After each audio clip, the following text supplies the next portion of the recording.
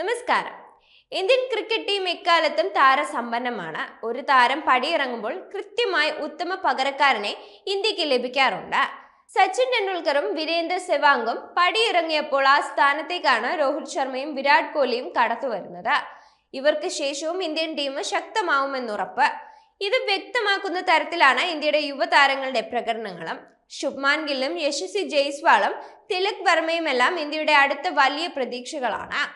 ഒരു ബാറ്റിംഗ് പൊസിഷനിലേക്ക് ഒന്നിലധികം സൂപ്പർ താരങ്ങളെ അണിനിരത്താൻ ഇന്ത്യക്ക് സാധിക്കും. രോഹിത് ശർമ്മയും വിരാട് കോഹ്ലിയും കരിയറിന്റെ അവസാന സമയത്തിലൂടെയാണ് കടന്നു പോകുന്നത്. രോഹിത് കളമൊഴിയുമ്പോൾ ഇന്ത്യക്ക് നഷ്ടമാവുക വെടിക്കെട്ട് തുടക്കം നൽകുന്ന ഓപ്പണറെയാണ്. കടന്ന് ആക്രമിച്ചു കളിക്കാൻ ശേഷിയുള്ള രോഹിത്തിന്റെ പകരക്കാരൻ ആരാവുമെന്നത് ഇതിനോടകം ഇന്ത്യൻ ടീമിലെ പ്രധാന ചർച്ചാ വിഷയങ്ങളിലൊന്നാണ്. ഹിറ്റ്മാൻ എന്ന ഓമന പേരിൽ ക്രിക്കറ്റിൽ ലോകം വാഴ്ത്തുന്ന രോഹിത്തിന് ശേഷം അടുത്ത ഹിറ്റ്മാൻ പദവിക്ക് അനുയോജ്യനായ താരം സഞ്ജു സാംസൺ ആണ്. ഇതിനോടകം T20 ഓപ്പണറായ സഞ്ജുവിന് ഏകദിനത്തിനും രോഹിത്തിന്റെ പകരം ഓപ്പണറാവാൻ സാധിക്കും. അടുത്ത ഹിറ്റ്മാൻ സഞ്ജുവാണെന്ന് പറയാൻ ചില കാരണങ്ങളുണ്ട്. അതെന്തൊക്കെയാണെന്ന് നോക്കാം.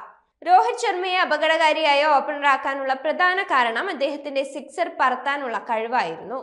പവർ പ്ലേയിൽ ന്യൂ ബോളിൽ അനായാസം സിക്സർ പറത്താൻ രോഹിത് ശർമ്മയ്ക്ക് സാധിച്ചിരുന്നു. ഇതേ കഴിവാണ് സഞ്ജുവിനുമുള്ളത്. അനായാസം സിക്സർ പറത്താൻ സഞ്ജുവിനാകും.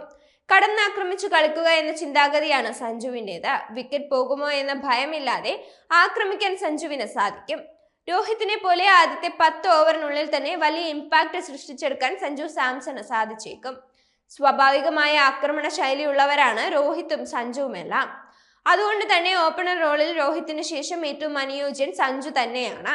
മികച്ച ഫിറ്റ്നസ് ഉള്ള സഞ്ജുവിന് വമ്പൻ സിക്സുകൾ അനായാസം നേടിയെടുക്കാനുള്ള കഴിവുണ്ടെന്ന് തന്നെ പറയാം. ഇന്ത്യയുടെ പല ബാറ്റ്സ്മാൻമാരുടെയും ദൗർബല്യമാണ് പുൾ ഷോട്ട്. നല്ല വേഗത്തിലെത്തുന്ന ഷോർട്ട് ബോളുകൾക്ക് മുന്നിൽ പകച്ചു പോകുന്ന ഇന്ത്യൻ ബാറ്റ്സ്മാൻ കൂടുതലാണെന്ന് പറയാം. ഇവർക്ക് മുന്നിലാണ് രോഹിത് വ്യത്യസ്തനായിരുന്നത്. ചീറിപ്പാഞ്ഞെത്തുന്ന ഷോർട്ട് ബോളുകളെ ഗാലറിയിലേക്ക് എത്തിക്കുന്ന മാജിക് കൈവശമുള്ള ബാറ്റ്സ്മാനാണ് രോഹിത് ശർമ്മ. ഇതേ കഴിവാണ് സഞ്ജു സാംസണുമുള്ളത്. രോഹിത്തിനെ പോലെ തന്നെ ഗംഭീരമായി സഞ്ജു പുൾ ഷോട്ട് കളിക്കും. നല്ല ടൈമിങ്ങിൽ കളിക്കാൻ ഇരുവർക്കും കഴിവുണ്ട്. സഞ്ജു തന്റെ കൈക്കരുത്തിനെ നന്നായി ഉപയോഗിക്കുന്ന ബാറ്റ്സ്മാനാണ്. പുൾ ഷോട്ട് കളിക്കാൻ കഴിവുള്ള സഞ്ജു രോഹിത്തിനേക്കാളും നന്നായി സ്പിന്നിനെ നേരിടുന്ന താരവുമാണ്. സ്പിന്നർമാർക്കെതിരെ ഏറ്റവും മികച്ച സ്ട്രൈക്ക് റേറ്റിൽ കളിക്കുന്ന ഇന്ത്യൻ ബാറ്റ്സ്മാൻമാരിൽ ഒരാളാണ് സഞ്ജു സാംസൺ. ഇന്ത്യയുടെ മറ്റു പല താരങ്ങൾക്കും സ്പിൻ പ്രതിസന്ധി തീർക്കുമ്പോഴും സഞ്ജുവിനെതിരെ പന്തെറിയാൻ സ്പിന്നർമാരാണ് ഭയപ്പെടുന്നത്.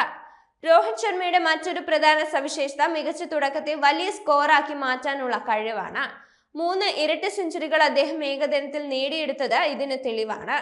രോഹിത്തിനെ പോലെ തന്നെ മികച്ച തുടക്കത്തെ വലിയ സ്കോറാക്കി മാറ്റാൻ ശേഷിയുള്ളവനാണ് സഞ്ജു സാംസണും. അർദ്ധ സെഞ്ചുറികളെ സെഞ്ചുറികളാക്കാനും സെഞ്ചുറി ഇരട്ട സെഞ്ചുറിയാക്കാനും അദ്ദേഹത്തിന് സാധിക്കും. ആഭ്യന്തര ക്രിക്കറ്റിലൂടെ സഞ്ജു ഇരട്ട സെഞ്ചുറി സാധ്യമാക്കിയിട്ടുണ്ട്. രോഹിത്തിനേക്കാളും ക്ലാസിക് ശൈലിയുള്ള ബാറ്റ്സ്മാനാണ് സഞ്ജു എന്ന് പറഞ്ഞാലും തെറ്റാകില്ല. വ്യത്യസ്തമായ ഷോട്ടുകൾ കളിച്ചു ഫലിപ്പിക്കാൻ സഞ്ജുവിന് സാധിക്കും. അതുകൊണ്ട് തന്നെ സഞ്ജുവിന് എന്തുകൊണ്ടും രോഹിത്തിന് ശേഷം ഹിറ്റ്മാൻ പദവിയിലേക്ക് എത്താനാകും.